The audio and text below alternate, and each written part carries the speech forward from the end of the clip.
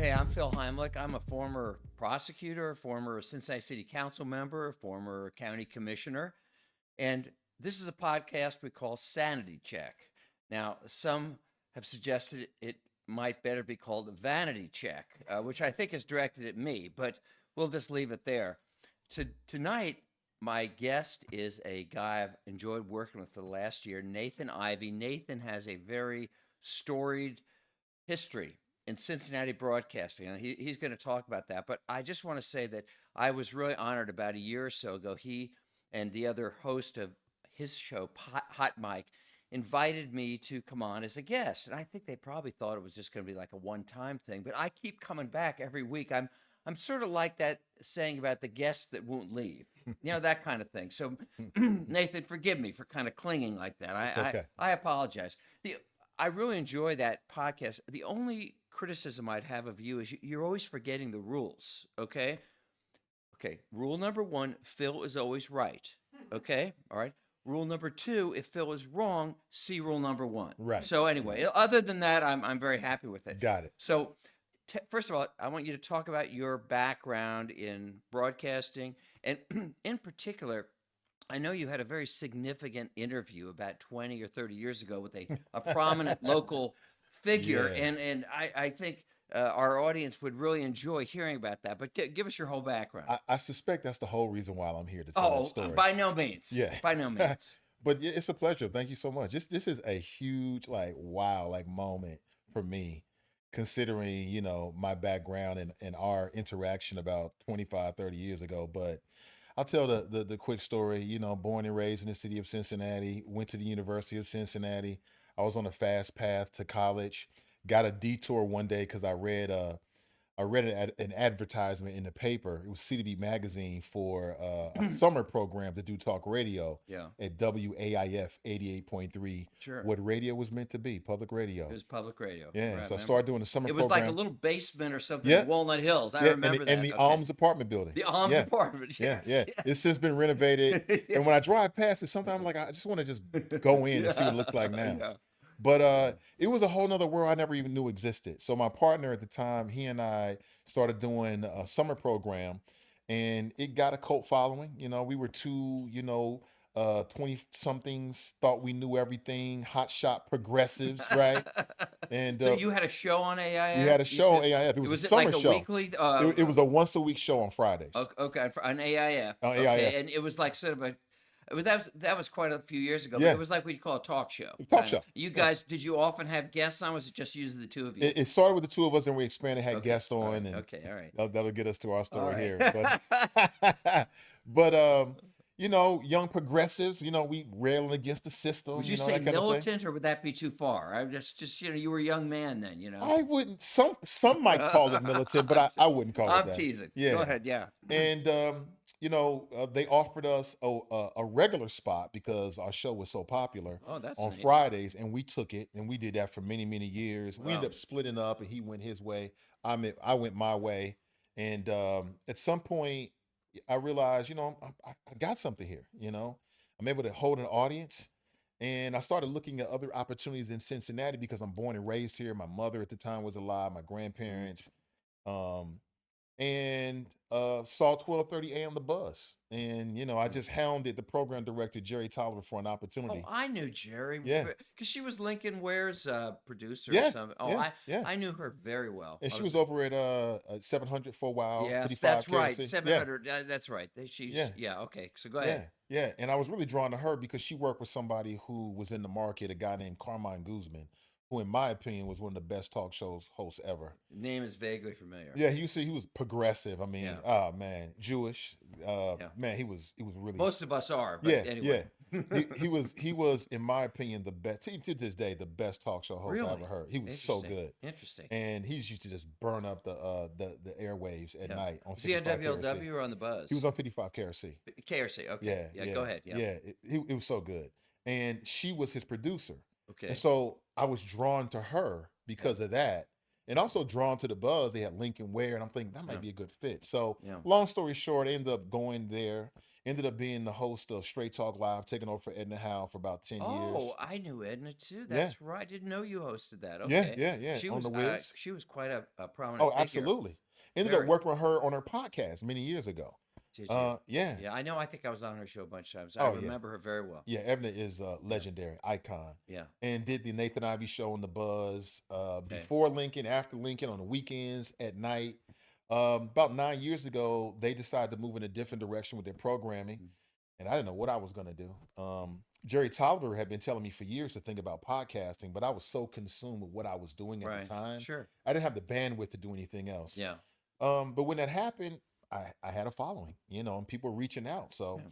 I just did a deep dive into podcasting and Mhm. digital media to try to figure things out, because when you're a talk show host in corporate radio, all you do is show up and they turn the mics on Yeah. and you do your thing. Yeah. I'm not behind the scenes. I didn't know how to Right. do any audio I used editing. to. They used to let me host the Cunningham show when he Yeah. was out of town. This was on city council, of course. Then they realized it was too much of an advantage to give a politician like 3 hours on 50,000 watts. But it is kind of a cool thing because you got to do a little research. But basically, you're there, kind of shooting the bull. It's not a bad way to Yes. live. And if you're an elected official, yeah, absolutely. Sure. But I had to learn the business and figure out how to Yeah. do editing and set up microphones and all that kind of stuff. Mhm.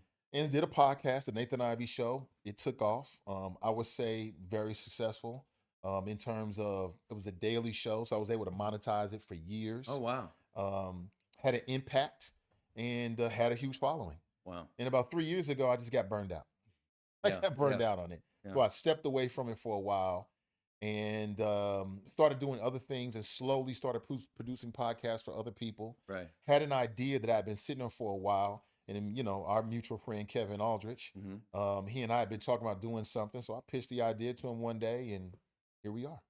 Well, but Nathan, you left out that interview I, that I, I you wanted you, that interview you did many years ago that I know was a landmark in your career. let's get this out the way. So let's Let, get it let, out of the way. let's Let's get this out the explore way. it. Come on. Right, let's get this out the way. So, as I said, my buddy and I, many years ago, we're the hotshot liberals. And one of our number one targets was Phil Heimlich. He was the arch conservative on city council. And everything you stood for, we stood for the opposite. There was nothing you did. One of us had good taste. I'm not sure which I one. think it was us. Okay, all right. Nothing you did was good enough, and you were the problem in Cincinnati, as far as I can tell. So my buddy had a great idea because we were branching out. He's like, you know what? Let's reach out to Phil Heimlich, and we were like, yeah, let's get Phil Heimlich on. We're gonna let him have it. It's two of us. It's one of him. He's older. We're younger. We're from the hip hop generation, so we got it all figured out, right? We're doing our homework. We're on the whole week long. We're show prepping. We're getting everything together. We got Phil Heimlich. Phil walks into the studio, did the interview. By the time he left, he had us eating out of his hand. He was like, I'll never forget him walking out like, hey guys, well, give me a call. He was like, bye, Phil. And, it was just, I learned that day that, you never do gotcha interviews. Yeah. And there's levels to this. There's differences to it. Yeah. And it was a lot of fun. And for years, he and I would laugh about that. And so when we started doing Hot Mic together, I called him and told him, and we had another big laugh about it. Like, That's that was funny. for a long time. That was one of our most embarrassing moments, but we learned a lot. It was a good time. It was a proud one for me. Yeah. Well, And when we brought it up on Hot Mic, what made it even worse is you didn't even I remember. didn't. He didn't even remember. Well, memories fade. Memories fade, Yeah, right? all right. But anyway, let's move on. Thank you for sharing that. Yeah, it's good Okay, time. so let's talk about last week's election. And I know you're kind of into a lot of the local issues, which is ironic given that I was a city council member and a local county commissioner and all that. But I just am really more focused myself on national stuff just because what I see as some real threats to democracy, that kind of thing. So give me your take on last week's election, particularly on the national level.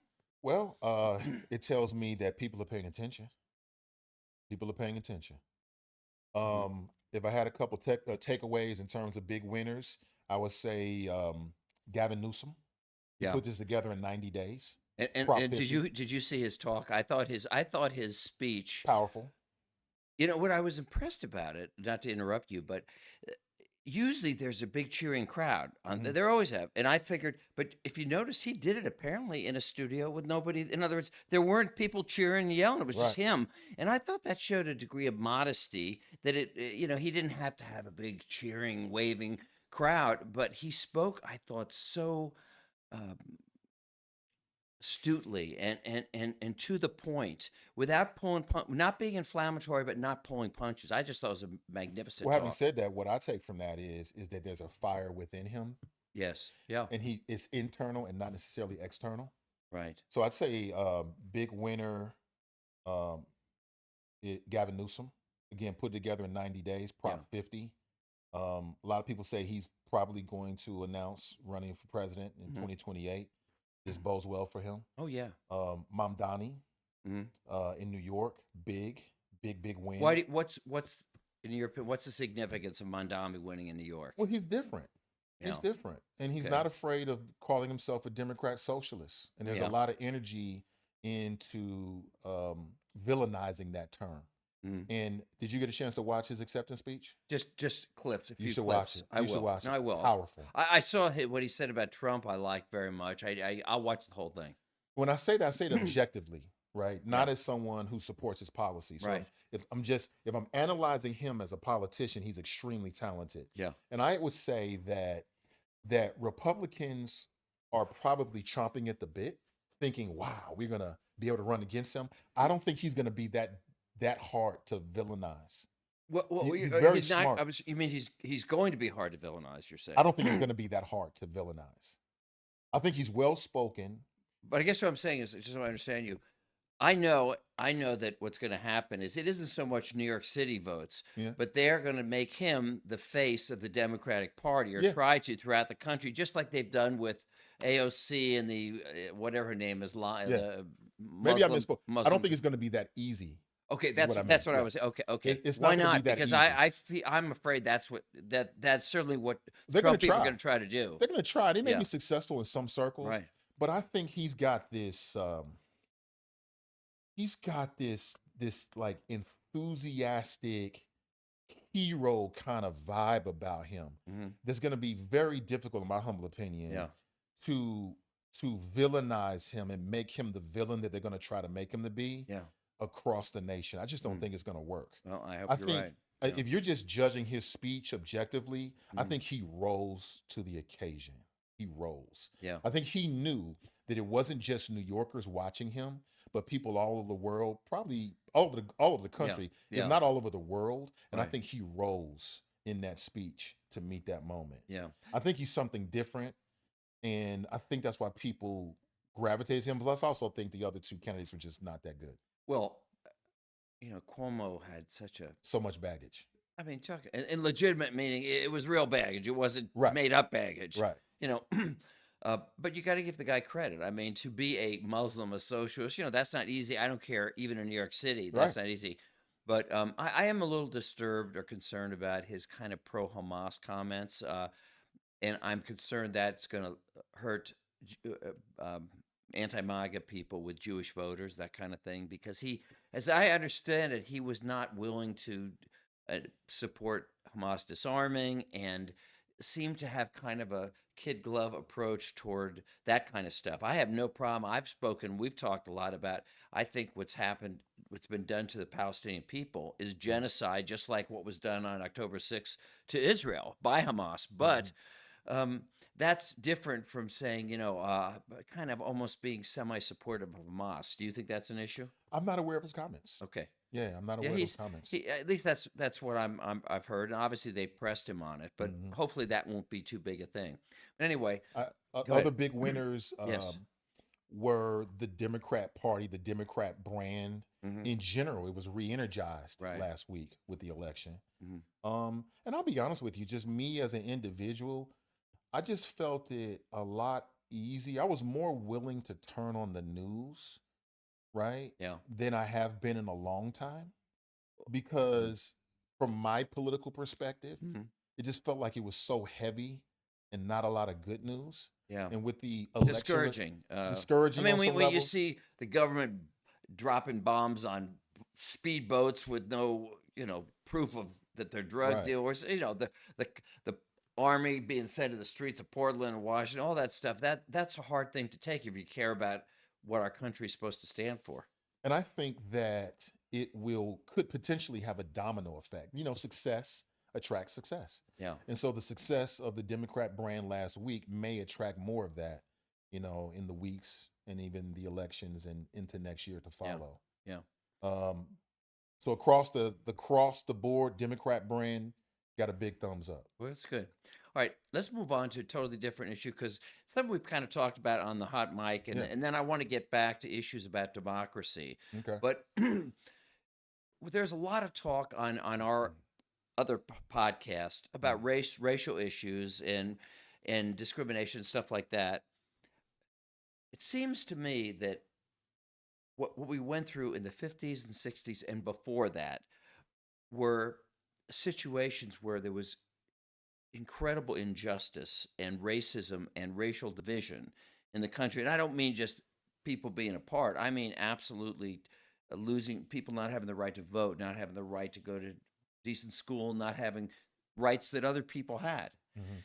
And it seems to me today that race is less of an issue than wealth is. Okay? It seems to me, and I want your response to this, that the real gap today is not race, but the fact that we have such a gap between those who have so much and those who have so little. It's the middle class seems to be disappearing in this country, and I think the Mhm. studies and the facts bear that out.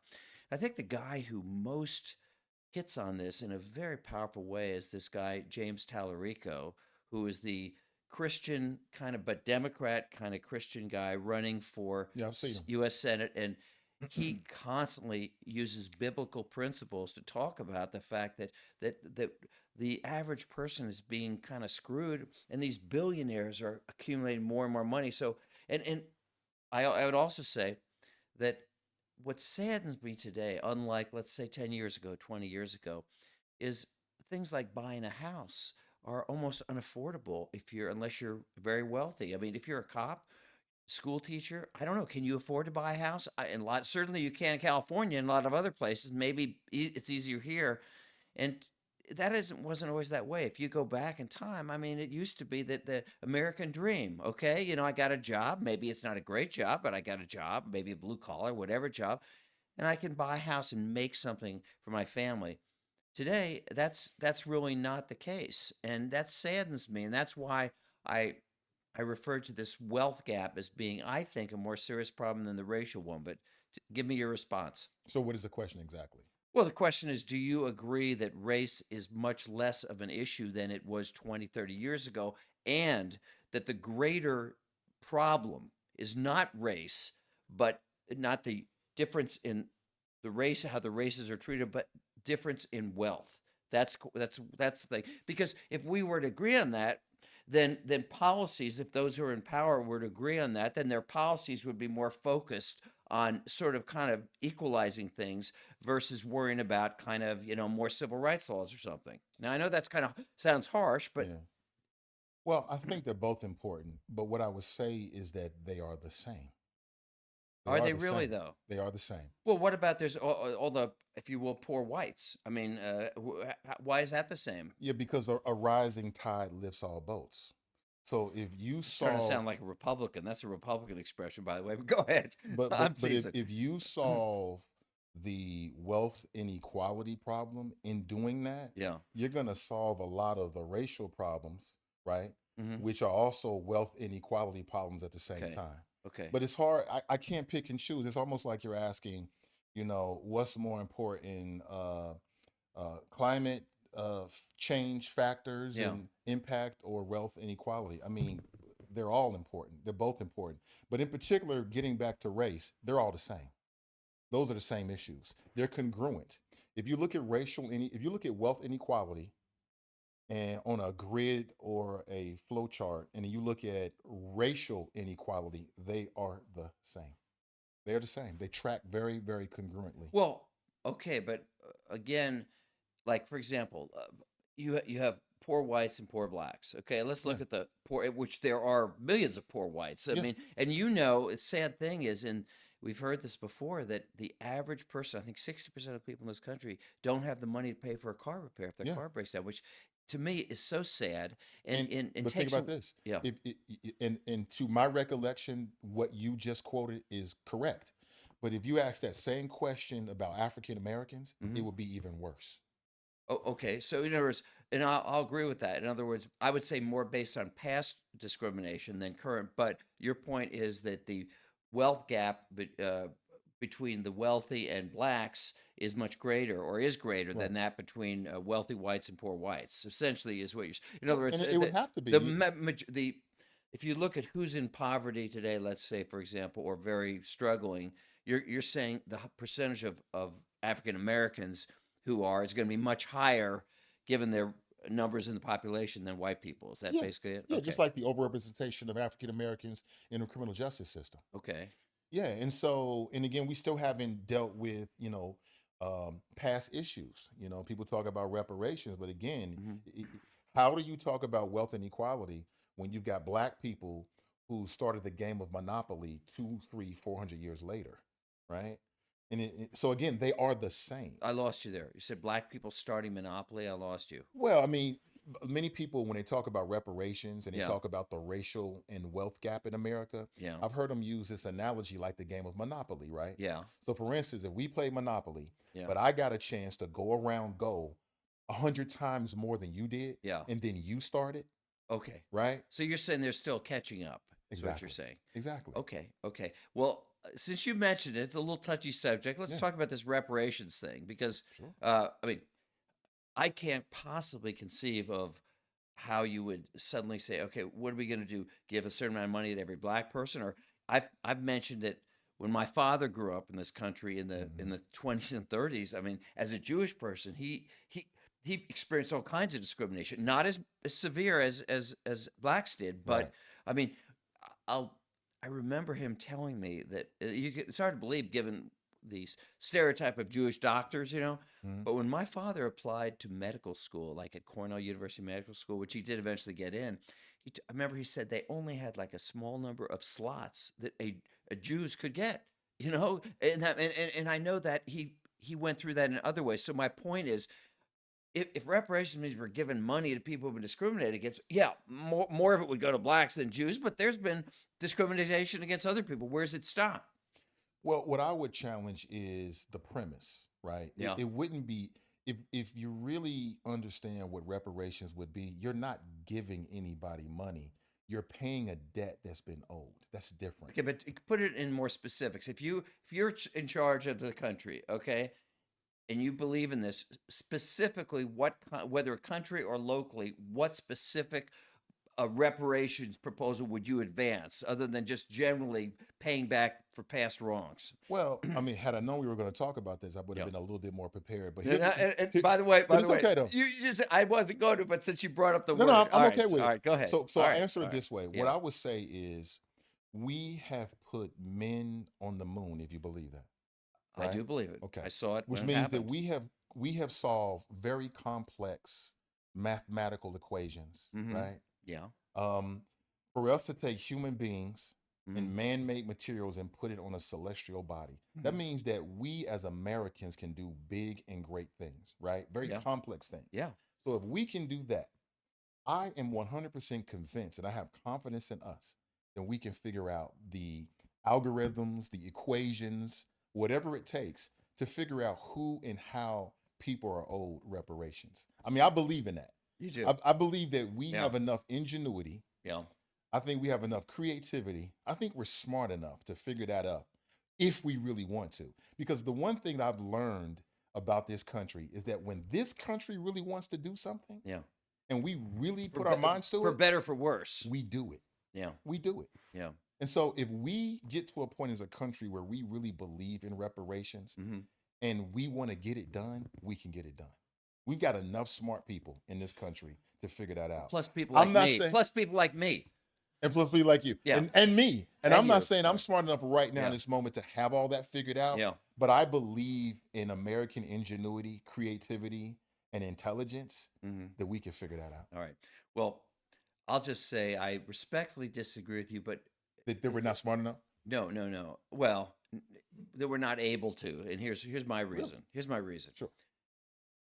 If you had asked me before Donald Trump came along, Mhm. what is the most serious problem facing this country? It doesn't mean there aren't others, but what I believe, I would say it is the fact that our country is $36 trillion in debt. And eventually we're going to reap what we're going to sow what we're going to reap what we've sowed. Okay. Eventually those dollars are not, China and these other countries are going to stop buying our dollars. And what I think is going to happen when you're 36, think about it this way, if there was a business that had the percentage equivalent of debt that we have, it'd be bankrupt. All we're doing is printing money and borrowing money, and that violates every principle of fiscal responsibility. Okay. So my attitude, so I to get get it. back to what we were just talking about, I would still say next to the risk to democracy, that, in my view, is the most serious problem facing the country. And I think the only way out of it is to basically get rid of almost every expense other than maybe armies and that kind of stuff on a national level. The states. The thing about states, I don't want to get too far off this. The states have a requirement in their constitution, every one except one, that they have to balance their budget. So this isn't a problem on the local level. But on the federal level, so my attitude is assuming what you're suggesting, whatever these smart minds come up with, Yeah. assuming that's on the federal level, I mean, for God's sakes, they can't afford. They're borrowing their money now. They're borrowing money to pay the interest on the debt. So for that reason, if only that alone, I would probably push back.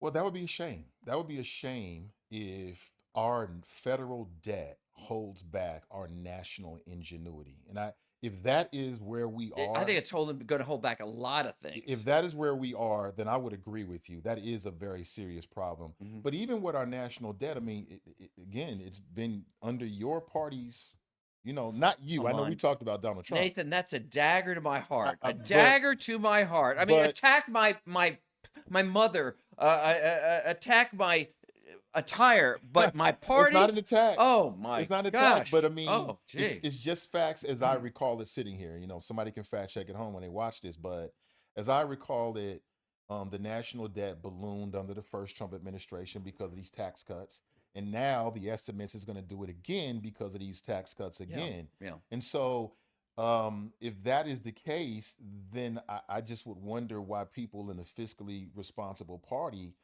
kind of keep Are so signing off on fiscally it, irresponsible. are so fiscally Well, irresponsible. first of all, you're 100% right about that. And of all the phony things about my party is we are supposed to be the party of fiscal responsibility. Right. And the truth is both parties have been pretty terrible, but ours has been worse. The last even Ronald Reagan, who's kind of held Clinton. up as an icon, he started all these big deficits. So Yeah. remember supply side economics, which was in my opinion, a ridiculous idea that we could spend more money than we have and it's going to produce more revenue. It never happened. Right. The fact is, the last president who in 30 years who balanced the budget was Bill Clinton. Yeah. People, I tell people that, or people in my party, they go, "Oh, well, Newt Gingrich forced him." No, Newt Gingrich, he did the right thing, and everybody since, especially people in my party, have blown his surplus to smithereens. And so I certainly agree it's a problem on both sides. I think the fact that in this last so-called big beautiful bill, I mean, forgetting about cutting people's health care and all the other things but to pass on $4+ trillion of debt, Right. and then To our children and our to our children, grandchildren. and you'll know when Biden or Obama was president, people in my party kept saying, "You're passing on debt. You're bankrupting our future." Well, as soon as there's a Republican president, that's not the case anymore. That's it. They don't care, and that to me is the ultimate hypocrisy. But this kind of leads to our next topic. Okay. And because you're talking about, and I know you feel passionate about a lot of things, maybe it's reparations. I know issues about police use of force is important to you. We've talked about that, and Sure. others. But my belief is that because of the threat to democracy which we are facing, Mhm. I believe that all of us who are opposed to the whole Trump agenda, the whole MAGA thing, those of us who care about our freedoms, our democracy, have got to put our own issues aside and join together. Okay? I don't believe you can kill all these birds. I don't believe you can be pounding the drum for reparations, or for some people it's pro-choice or whatever. And at the same time, we're going to really fight for that. Same time, we're going to oppose his efforts to undermine our democracy. Right. Because here's the thing: if you're let's say you're a Republican, Mhm. okay, and let's say that I'm whatever you want to call it, I'm fiscal response. I believe in balanced budgets. Let's just say that, and that's real important to me, which it is. Okay, and let's say you're somebody who's a Democrat, then doesn't care that much about it. And I'm not saying that's the way it always is, but the point is, it's hard for people to work together when they're fighting about different things. Right. And what I'm saying is, I think we have to put our own issues from the left or the right or Democrats or the few of us Republicans standing up to Trump. I think we have to put those aside and say, look, this is too important to get into fights about other stuff. What's your response? I mean, overall, I would agree. I would agree. I think, as you was talking, how I define myself is kind of changing, and maybe we'll get into that a little bit. Okay. But if democracy is at stake, I agree with you, Well, because it is, would you say it is? I would say that there are a lot of very troubling things that I see Mm-hmm. that make me believe that on some levels this country might be headed in a wrong direction.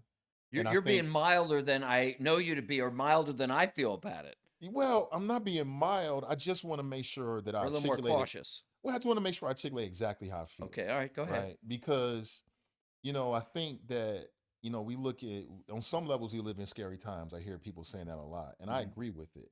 I look in the news and I'm like, I just shake my head because I'm a family first person. I hear a lot of people saying they're America first. I'm not Democrat first. I'm not Republican first. I'm family first.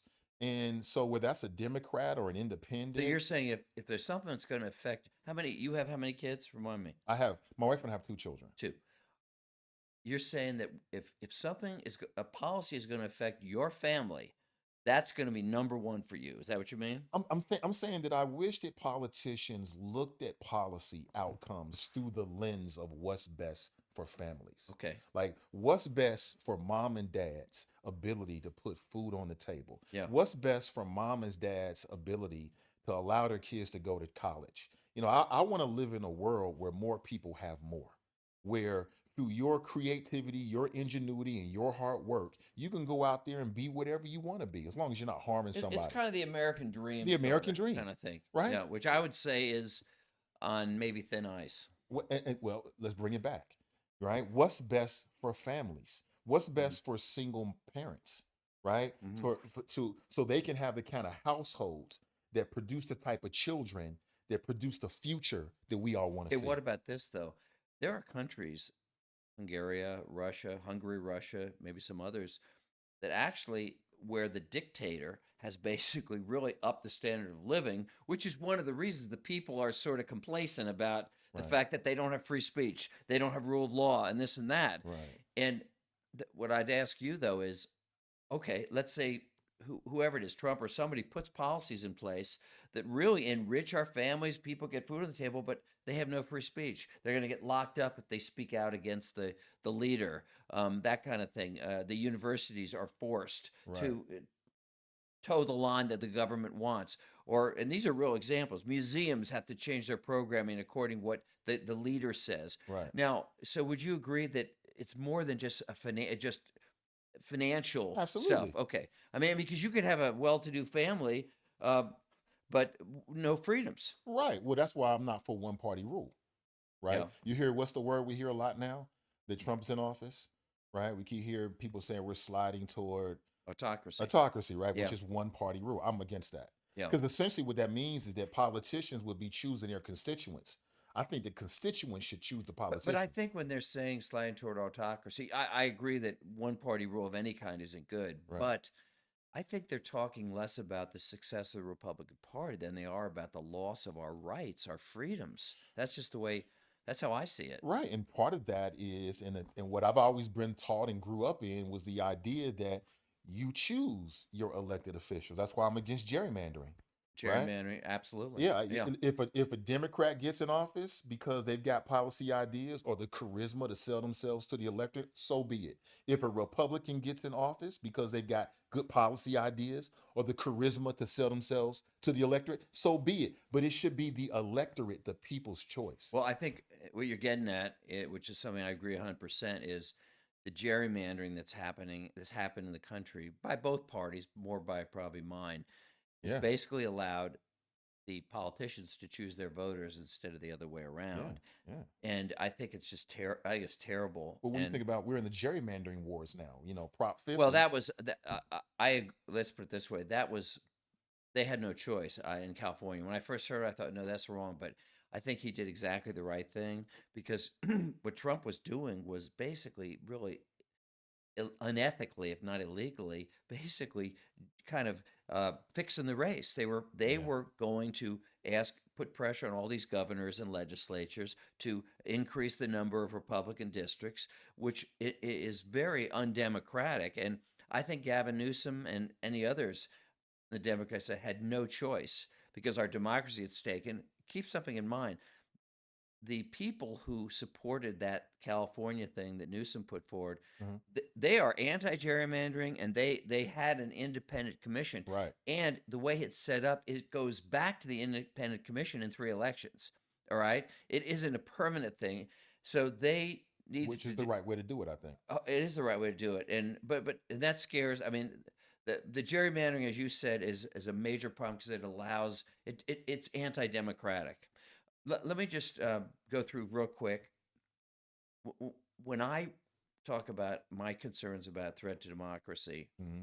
for me, it's less which party is running, though in control. Though I think that you should have two strong parties and not more. Here's my list of things. You got Okay. law firms that are being blacklisted just because they file suits against Donald Trump. I mean, literally blacklisted, having their government security taken away. These are law firms that their business is dealing with the government. So Trump knows where their weak spot is, and he's literally taking away their livelihood. He's doing the same thing to universities. He's telling these universities, unless we approve your curriculum and we approve your admissions, we're not going to give you federal money. Now, to me, yeah, that is a scary thing to me. Uh, there's more. The whole deportation thing, that was sold to this country and continues to be sold as we're getting the thugs out, we're getting the criminals out, which I don't have a problem with. But that isn't the way it's working out. 70% of those who've been detained by ICE have no criminal record. Yeah. And when I see families that have been here for years arrested and sent somewhere, and the cruelest thing, I think, is the so-called dreamers. Recently here in Cincinnati, there was a kid who was brought here from Honduras when he was 8. Yeah. He had no choice. As soon as he graduated from high school, he was a kind of a soccer star, a good student. They deported him to Honduras. To me, Heartbreaking. I don't. They say, "Oh, well, that's legal." I don't give a damn if it's legal. It's like Martin Luther King said, if an unjust law should not be obeyed, that is incredibly unjust. So, and now they're starting to. It looks like he's going to invade Venezuela. He's going to go back to the thing we used to do with Chile and Iran, and where we send the CIA in to destabilize the country, and we put some despot there. Not that they have a despot now, but that is a bad way to go, in my opinion. And shooting these boats out of the water with really no evidence that they're actually drug dealers. All these things to me add up to a loss of our freedoms, our democracy. One other thing, what's happening with the accumulation of media power by friends of Trump, this guy Ellison, Yeah. his family, they're going to own half the media or more. Yeah. And what happened with Jimmy Kimmel and Colbert?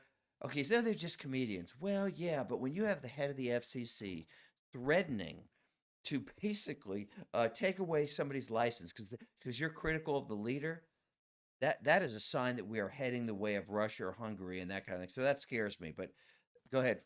Well, what I would say is, and I've sort of come to terms with a lot of what we see because I share, a lot of your concerns and all of Mm. that. Um, but what I would say is that elections have consequences, Phil. Elections have consequences, right? There's some Yeah. conspiracy theories out there about maybe Trump stole the election. I don't know if that's true or not. Yeah. Let's assume that it's not No, true, I assume that. right? Yeah. So Trump won the election. He Right. earned it for whatever reason. Yeah. These are the consequences. So now we get a chance to see if these policies really fit what people's expectations are, right? It is what it is. And I keep using a phrase over and over again. My son right now, like one of my, I won't call it a hobbies, but my one of the pots I put a lot of energy in right now is my son. He's like playing basketball. He's Is 10 he in years high old. school?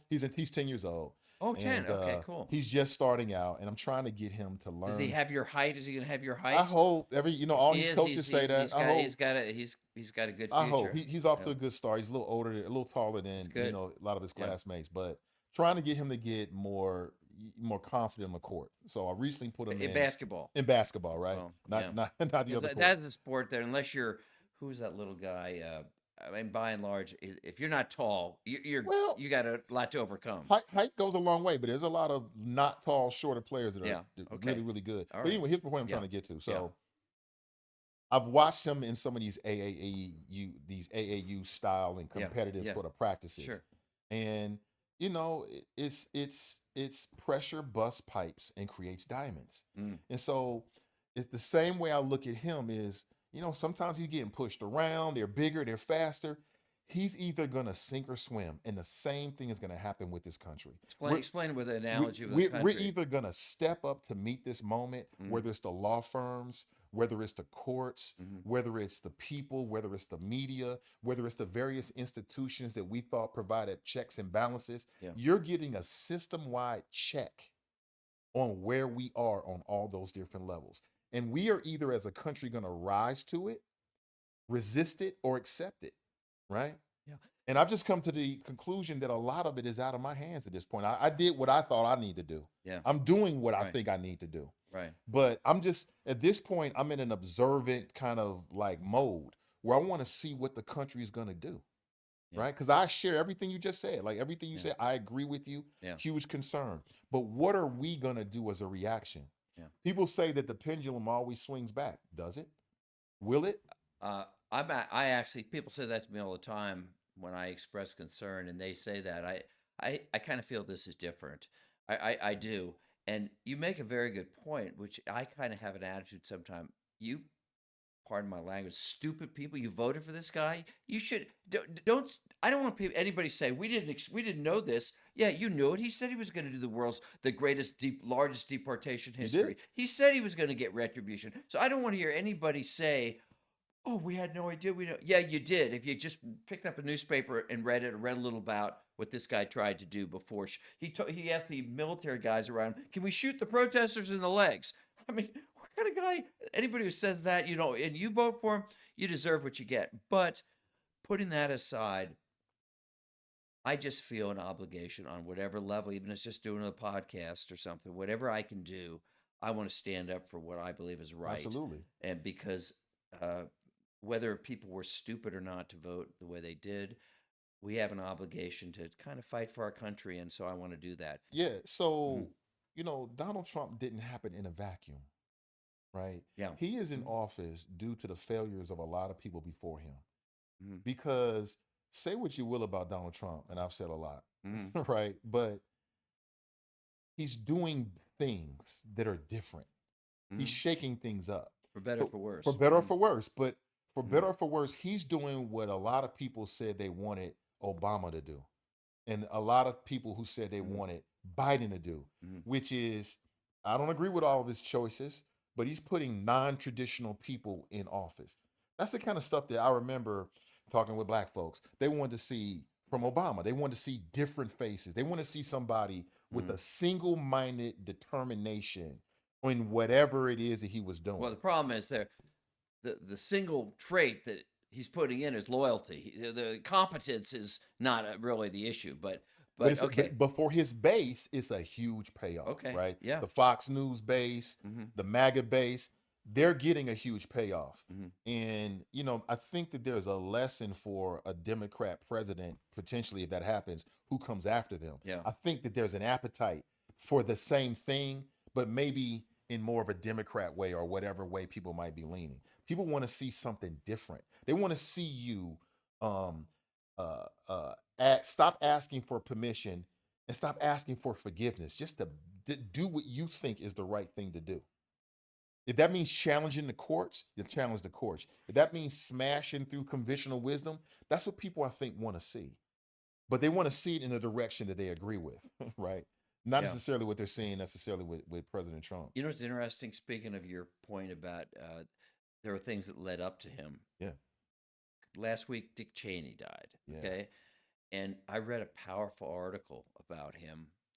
And they kind of said that he, in some ways, laid the groundwork for Trump because Really? Where was the article? I want to check it out. it was maybe New York Times. I'll find it for New York Yeah. Times, Washington Post, something Yeah, like that. yeah. I think I've seen it and didn't read it. And to just go back a little history, you younger guys, when Dick Cheney came in, what he did is, first of all, we had 9/11, which he used as an excuse to do to gather more power in the executive. You might remember, he's the one who pushed the torture policies, and they used phony legal opinions to justify it, even though it went against everything we stand for, and in fact against the International Geneva Convention. Right. He pushed torture. That is that he did, and then that was post 9/11, right? he used it as an excuse, and then he used 9/11 again as an excuse to invade a country that had nothing to do with 9/11. Iraq. Okay, in other words, he wanted to exercise that power that he had, and he believed in a powerful president. And this article said, and I think there's truth, that he kind of set the stage for a Donald Trump to come in and take it by a mile wider than that, for whatever that's worth. Anyway, I want to wrap up. I want to thank you for being here. I do want to say one last thing, that in being on Hot Mic with you and others, Taris and Kevin and others, not always, but usually it's like 4 white guys and me. Okay, no, 4 black guys and me. I'm sorry. I'm sorry. 4 black guys and me usually. Sometimes not, and so it isn't always guys sometimes. But I'm definitely in the minority. Okay, which I have no problem with. Okay, and you hold it down well. Well, thank you. I try to stick to my principles, but be respectful, and that's what I like about it. But I want to tell you something. I've learned from being on that show, as well as through some friends of mine, that I have been somewhat insensitive to race and racial issues. Really? Okay. Yeah, I said that actually on the show, I think. You did. I realize I've been somewhat insensitive. And the reason I say that, I've tended to downplay the whole race thing. And again, I believe the wealth gap is the more important, but I have tended to downplay that because, hey, everybody can vote now. Everybody can live. There's pretty much not much housing. I don't see any housing discrimination around. And even before Trump did or after the DI, I mean, it seemed to me things were pretty much equal. Okay, you didn't have that discrimination that we had years ago. But what I have learned from being on that show and from some friends of mine that I've talked to is that I have not met one black person that hasn't been touched by discrimination. Okay, not one. And I didn't really see that until this show, and as well as, again, some friends of mine. And even if they can't always pinpoint, well, this is what happened to me, it's pretty obvious to me that every one of them has been touched by that. And so that's kind of opened my eyes somewhat and made me a little more sensitive. If I had realized this back 20 or 30 years ago, I would have said so on that radio show. But anyway, well, this has been great, Nathan. Thank you. Can I share my thoughts on Oh, that, Mike? please, go ahead, and then we'll wrap up. It's been really interesting because, when we kicked it off, Kevin and I, we kind of made a list of potential folks, and you and Kevin had an association, and he kind of brought you in. Yeah. And it was full circle. I'm like, wow, I get a chance to do a show with Phil Heimlich. It was great, man. And I get a lot out of it because I generally not every show, but generally I go back and I watch some of it again. Sometimes because I'm making clips and I end up watching it, and it's just good to do. Yeah. Good practice to do. Um, but there's so many different opinions, and getting the chance to meet you, Terrace, and all the other crew members. I mean, it's just what media is really all about. It really should be about, challenging conventional wisdom, but also bringing people together. And so here I'm sitting in your house doing your podcast. Nobody in a million years could have ever told me that I would be cool with Phil Heimlich. I never would have known that. Never, man. So That's funny. you have been, I just look forward to you being on the show because Thanks. what I'll say is you do stick to your guns. You don't back down. We had Ken Colbert on, and you did your thing when you used to have Kevin Gordon on. Just for people listening, he's the head of the FOP, Yeah. which I've always been a big police supporter, but I kind of got into him for their supporting Trump, and he kind of Yeah. had a lot of excuses for that. And I was waiting. I was like, was it still gonna be real? And keep it. Phil kept it real. You and Kevin Gordon, I miss Kevin being on the show. Yeah. And Who was a big Trump supporter. yeah, more of a MAGA. He used to tell you you're not a real Republican, but Yeah. you stood your ground. So I appreciate that. Thank My kind of man in the sense of principled, family oriented, and you feel the way you feel. And it is what it is. It doesn't matter. It doesn't change because of the venue. And that's to me principle. So I've gotten a lot of satisfaction out of the podcast that I never thought that we would get.